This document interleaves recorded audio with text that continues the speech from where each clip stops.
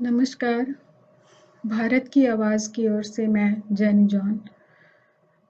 आज एक मुद्दा है जो प्रधानमंत्री नरेंद्र मोदी ने गुजरात में उठाई अपने वोट कैंपेनिंग के दौरान।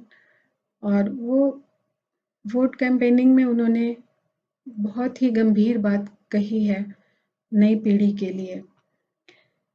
वो था कि उन्होंने कहा कि नई पीढ़ी ने अहमदाबाद और सूरत के सीरियल बम ब्लास्ट नहीं देखे हैं। मैं उन लोगों को सावधान करना चाहता हूँ, उनसे जो आतंकवादियों का शुभचिंतक है। तो ये मोदी जी की स्टेटमेंट है।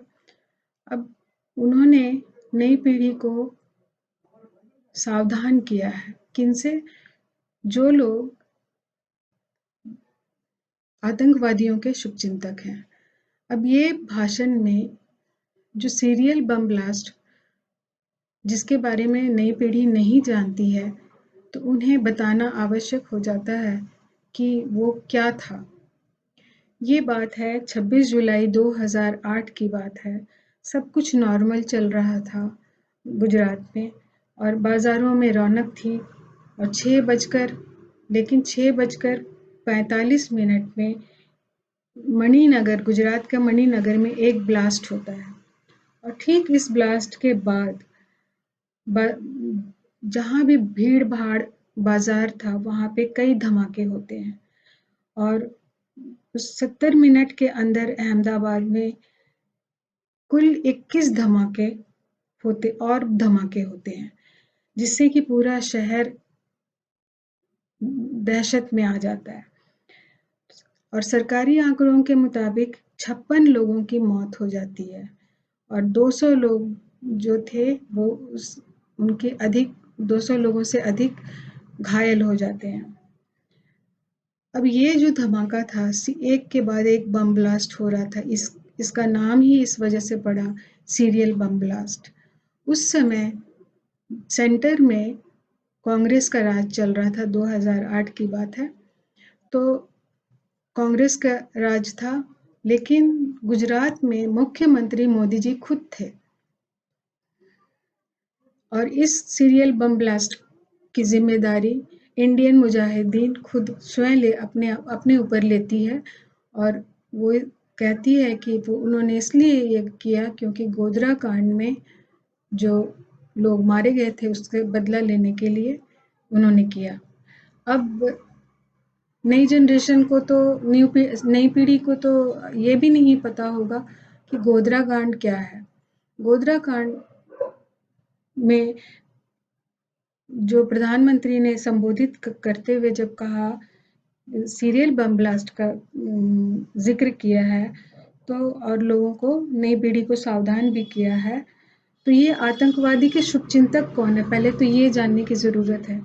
तो वो इनडायरेक्टली अप्रत्यक्ष रूप से आतंकवादी के शुभचिंतक कांग्रेस को बताते हैं और क्योंकि वो सेंटर पर राज कर रही थी। लेकिन मुख्यमंत्री तो आप खुद ही थे गुजरात के। आपने गोधरा कांड का बदला लेने के लिए जो इंडियन मुजाहिदीन थे, उन्होंने ये ब्लास्ट करवाया। तो गोधरा कांड के बाद आपने गुजरात में सुरक्षा के लिए क्या किया? ये आपको बताना आवश्यक है। आपको बताना ही होगा नई पीढ़ी को कि आपने क्या किया गोधरा कांड के बाद। अभी आगे ये भी मैं बताऊंगी कि गोधरा कांड के बाद गुजरात कांड की बारी आती है। उसके बाद ये बम ब्लास्ट जो सीरियल बम ब्लास्ट जो अहमदाबाद में हुआ वो होता है। तो आज की नई पीढ़ी बच्चों को जो है अप्रत्यक्ष रूप से दिमाग में ये बात डाला जा रहा है। ये इनका तरीका है कि किस तरह से अप्रत्यक्ष रूप से इनडायरेक्टली दिमाग में जहर घोला जाए किसी भी कौम के लिए, किसी भी धर्म के लिए, किसी भी पार्टी के लिए। इस तरह से ये जहर घोलते हैं, जिससे कि नई पीढ़ियों के बच्चों को सावधान होना बहुत आवश्यक है। और ये अपने प्रचार काम में इन्होंने इस बात को कुरेदा है, जो सीरियल बम ब्लास्ट है। तो उस सीरियल बम ब्लास्ट के लिए को जानने के लिए हमें गोधरा कांड की ओर जाना ज़रूरी है और जानना चाहिए, जो कि इंडियन मुजाहिदीन ने जो सीरियल बम ब्लास्ट करवाया, तो उन्होंने ये ज़िक्र किया कि गोधरा कांड में जो हुआ उसका उससे उसको वो जोड़ रहे हैं। तो इसलिए अब गोधरा कांड क्या है, ये जानना नई पीढ़ी को बहुत ज़रूरी है। तो ये गोधरा कांड आपको मैं बताती हूँ क्या था कि साबरमती एक्सप्रेस ट्रेन जो है वो गोधरा नगर से, गुजरात के गोधरा नगर से चलती है और उसमें बहुत सारे कार सेवकों से वो भरी हुई होती है और ज़्यादातर हिंदू ही होते हैं और मुस्लिम भी होते हैं, मगर हिंदू ज़्यादा होते हैं। तो उसमें मुस्लिमों के द्वारा कोई बात होती है तो मुस्लिमों के द्वारा उस ट्रेन में आग लगा दी जाती है और 90 लोगों की मौत हो जाती है। और हिंदू समाज के अधिकांश लोग हिंदू समाज के होते हैं। तो इस घटना का मुख्य आरोप जो है वो मुसलमानों पर लगाया जाता है और जिसके फलस्वरूप फिर क्या होता है कि उन मुसलमानों से बदला लेने के लिए गुजरात दंगे होते हैं, जो 2002 में 2002 में गुजरात दंगे होते हैं। और लेकिन सीरियल बम ब्लास्ट जो है वो 2008 में होते हैं। 2002 में गुजरात दंगे गोधरा कांड की वजह से होते हैं। अब गुजरात दंगे में क्या है कि उस समय भी, गोधरा कांड के समय भी नरेंद्र मोदी ही गुजरात के मुख्यमंत्री थे और गुजरात दंगे में भी नरेंद्र मोदी ही गुजरात के मुख्यमंत्री थे। गोधरा कांड में 90 यात्री मारे गए, गुजरात दंगे में 790 मुस्लिम मारे गए और 254 हिंदू मारे गए। अब टोटल मिलाकर 1134 लोगों की मरने की संख्या सामने आती है। और सवाल ये है मोदी जी से कि इतनी हत्याएं आपके ही राज्यकाल में हुई, आप ये नई पीढ़ी को ये बताएं कि आपने क्या किया, इन हत्याओं को रोकने के लिए आपने क्या किया, चाहे वो हिंदू हो चाहे वो मुस्लिम हो। वहां पे सुरक्षा के लिए, दोनों की ही सुरक्षा के लिए आपने क्या किया। प्रधानमंत्री नरेंद्र मोदी अहमदाबाद सीरियल ब्लास्ट की घटना को कुरेद कर, लोगों की भावनाओं से खेलकर अपने वोट बैंक को अपने हक में करना चाहते हैं। असल नीयत उनकी ये है कि लोगों की भावनाओं से खेलना। अब जिन्होंने सीरियल ब्लास्ट देखा है या नहीं भी देखा है, तो उनकी भावनाओं से खेलना। और वो नेचुरली वो अब बच्चे पूछेंगे कि क्या था सीरियल ब्लास्ट, तो उस समय कांग्रेस के ऊपर बात आएगी कि उनका राज था। लेकिन ये आपको बताना ज़रूरी हो जाता है कि आपने इन सारे कांड को, हत्याओं को रोकने के लिए आपने क्या सुरक्षा की व्यवस्था की। चुनाव जीतना चाहते हैं, चुनाव जीतने के लिए आप किसी भी हद तक जा सकते हैं, बच्चों के दिमाग में जहर डाल सकते हैं। ये बात नई पीढ़ी को इस बात से सावधान होने की बहुत आवश्यकता है। और मोदी जी अपने प्रचार के दौरान इस नई पीढ़ी को किस तरह से इस्तेमाल किया, ये ध्यान देने योग्य बातें हैं।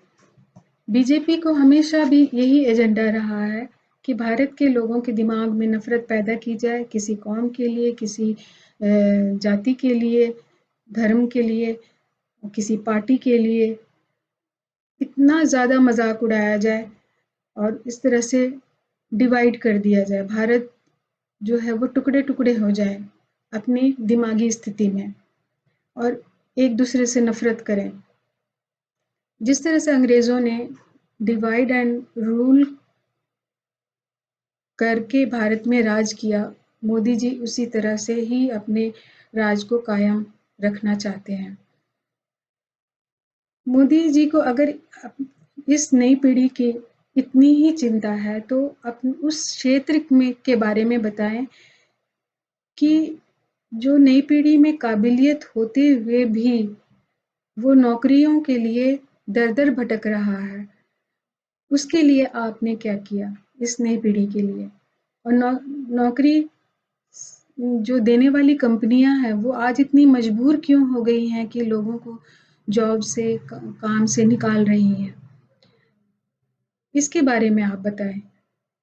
कई नई पीढ़ी इन बातों से सावधान होने की ज़रूरत है कि आखिर उनका भविष्य क्या होगा? इस तरह की ही भारत अगर चलता रहा तो नई पीढ़ी का भविष्य क्या होगा? क्या एक इंजीनियर शख्स पकोड़े बेचेगा? और भारत का भविष्य शायद इसी तरह का होने वाला है। नई पीढ़ी के बच्चों को खासकर गुजरात के बच्चे अब इस बात को समझने की आवश्यकता है कि क्राइम अगर से बातें शुरू होती हैं तो वो क्राइम पर ही बातें खत्म होंगी।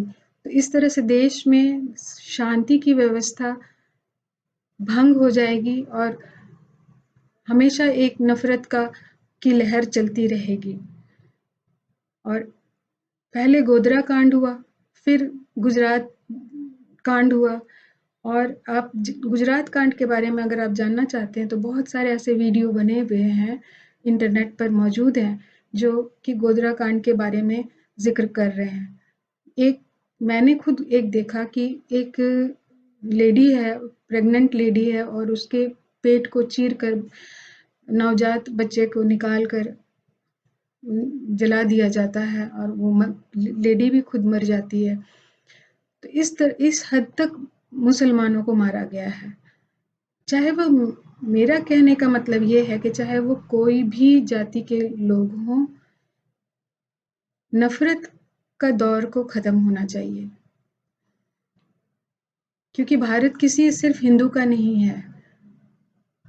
हर यहाँ पे हर मुझे वो बचपन की अपनी बातें याद है, हिंदू मुस्लिम सिख ईसाई हम सब हैं भाई भाई का नारा हम खुद लगाते थे। तो बम ब्लास्ट होने के बाद जिम्मेदारी मोदी जी ने सेंटर को सौंप दिया, जबकि खुद मुख्यमंत्री के तौर पर इनका शासनकाल चल रहा था। और बल्कि लोगों के मन में इतनी जहर घोली है कि इनका ज़्यादातर वक्त इस जहर नफरत की वजह से इनका शासनकाल चलता रहा और इन्होंने लोगों को इस्तेमाल किया। अब नई पीढ़ी को इस्तेमाल करने जा रहे हैं। इसलिए ये बहुत अहम हो जाता है कि ये गंभीरता से इनकी इस स्टेटमेंट को ली जाए। 3 दिनों तक गुजरात में मुसलमानों की हत्या होती रही और उसमें एक बजरंगी एक शख्स होता है, जो वो मुख्य आरोपी होता है। उसने दर्जनों के हिसाब से मुसलमानों की हत्याएं करता है और तेल छिड़क कर, टायर फेंक कर पूरे परिवार को जला दिया जाता है एक साथ। आप चाहें तो नेट पर देख सकते हैं, ढूंढ सकते हैं। और आज वो कैद से बाहर है।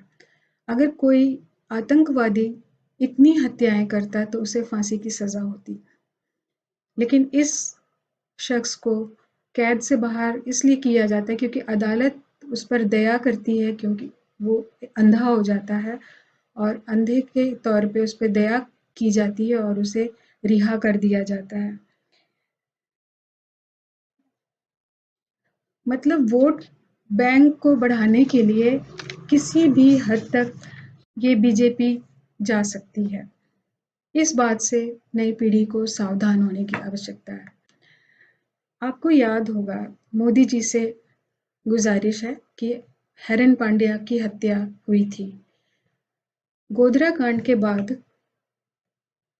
जब गुजरात कांड होता है और उसमें हिंदू मुस्लिम को मार रहे होते हैं, तो उसमें मोदी जी एक सीक्रेट मीटिंग बिठाते हैं और उसमें जो हेरन पांड्या गृह मंत्री उस समय थे, वो उस मीटिंग में वो भी शामिल होते हैं।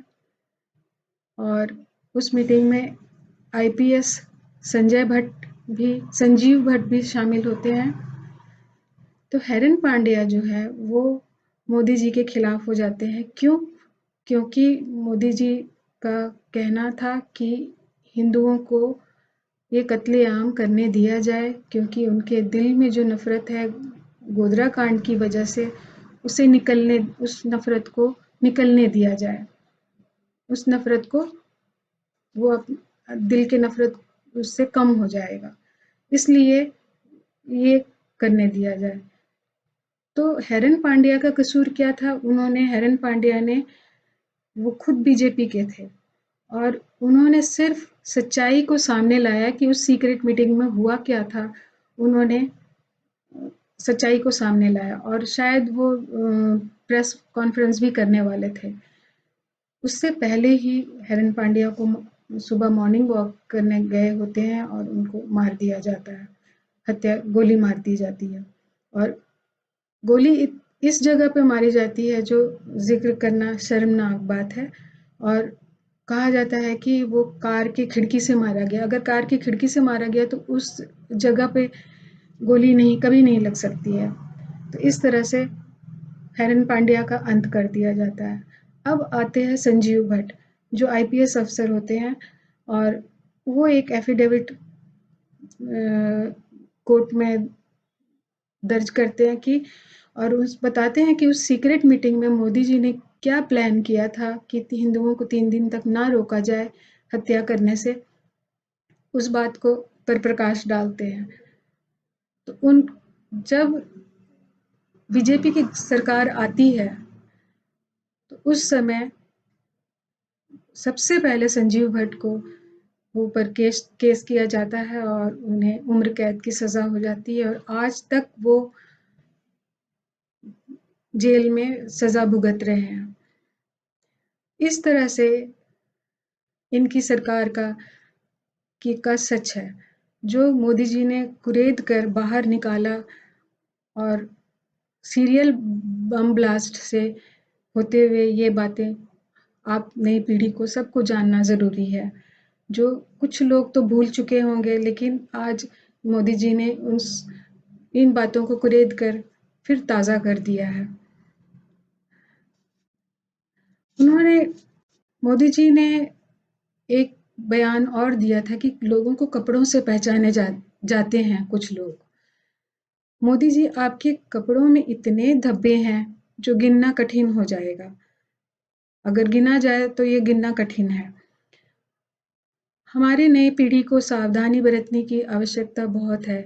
जो मीडिया है, गोदी मीडिया जिसे कहा जाता है, वो कुछ भी समझाती हैं और लोगों का दृष्टिकोण ही बदल जाता है। तो इस चीज़ पर भी सावधान रहें कि गोदी मीडिया जो है वो क्या समझा रही है और सच क्या है। और मोदी जी के भाषण में झूठ और सच का पर्दाफाश तभी आप नई पीढ़ी कर सकती है जब आप उन तथ्यों को कंपेयर करें। कंपैरिजन करने से ही, उन बातों को तुलना करने से ही आप समझ पाएंगे। नई पीढ़ी देश के आगे आए और आगे अपने उन मुद्दों को उठाएं, जैसे कि नौकरियां क्यों नहीं मिल रहे हैं बच्चों को, स्मार्ट सिटी का सपना दिखाकर गरीबों की संख्या क्यों बढ़ रही है, और महंगाई इस चरम सीमा तक बढ़ती जा रही है कि सीमा पार करने के लिए महंगाई उतावली है, और बच्चे देश से बाहर पढ़ने के लिए, नौकरी करने के लिए क्यों उनको जाना पड़ रहा है। इन मुद्दों को उठाएं और मोदी जी से जवाब मांगे, क्योंकि मोदी जी को अपने प्रचार कैंपेनिंग में इन बातों का ही जवाब देना आवश्यक है, ना कि नफरत दिमाग में घोलकर बच्चों के दिमाग में डालें। ये मुद्दे अहम हैं जो हमारे देश के लिए की तरक्की के लिए हैं। अगर आप नफरत घोलेंगे तो नफरत ही आपको रिटर्न में मिलेगा। धन्यवाद।